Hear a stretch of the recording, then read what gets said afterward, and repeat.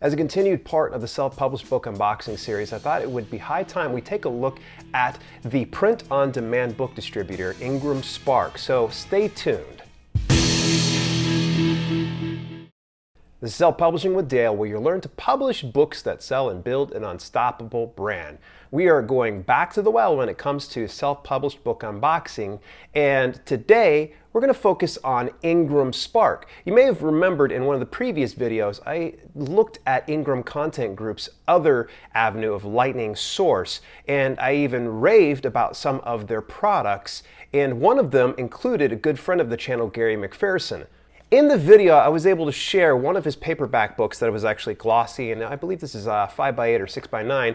Nonetheless, it was fantastic, and I really raved about it, but unfortunately I wasn't able to really show you a behind-the-scenes look at Ingramspark's paperback books. So now we're going to take a deeper look, and thankfully Gary was very kind to contribute another one of his books in his collection. Before we do jump into this self-published book unboxing, I think it is important to note we are going to be focusing on the actual product and not necessarily the content. So I'm not scoring on the cover design or the interior layout. We are looking at specifically Ingramspark's actual product, and this can include these four elements: the delivery time, shipping and handling, quality, and cost and profits. In previous videos, I didn't really talk about costs and profits, and due to the overwhelming demand of wanting to know how much it was going to cost and what they could profit per book, we're going to go ahead and talk about that in future videos for the self-published book unboxing series.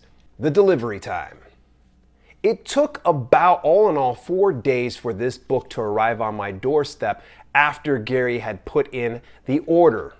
This speaks volumes since this was actually ordered during Q4. That's right, sometime in December. So Ingramspark fulfilled that really fast. Shipping and handling. Hey, here is where I really give Ingramspark big kudos when it comes to fulfilling their print orders. They send it in a corrugated cardboard box. This means that this didn't come in manhandled and destroyed. I was really happy to see it came in one piece.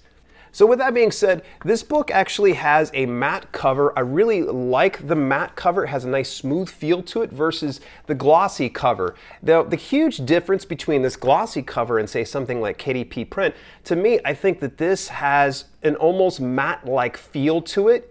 It's not quite like matte, but it is definitely closer to being glossy. So in any event, I really like Ingramspark's covers for that reason. The fact that their covers are not overly glossy and the matte finish is really, really nice.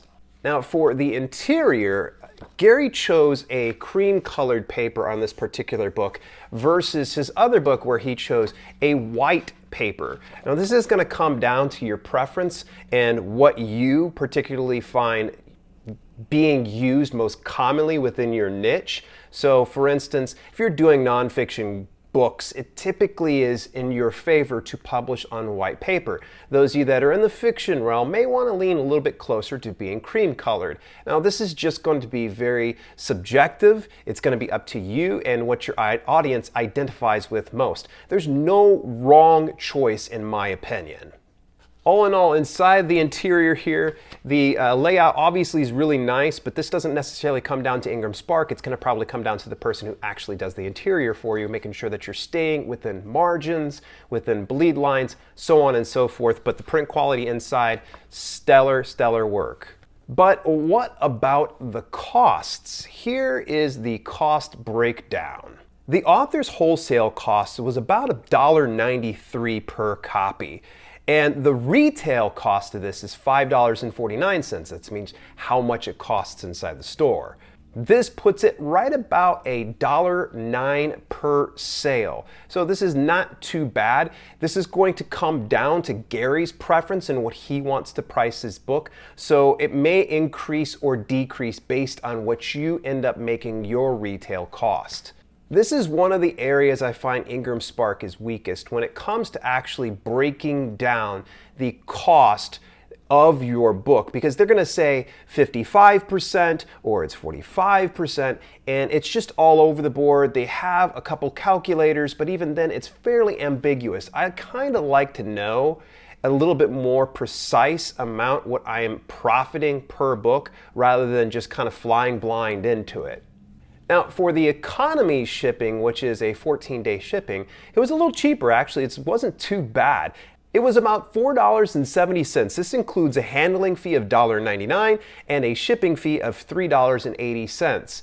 This is kind of weird. I've always just saw shipping and handling as one entire cost, but apparently they break shipping and handling down so you know which one covers shipping and which one covers handling. Again, probably a little too much information on Ingramspark's part, but if they can just dial that in just a little bit better, it would make me feel a little bit more comfortable with investing my time and attention into their product.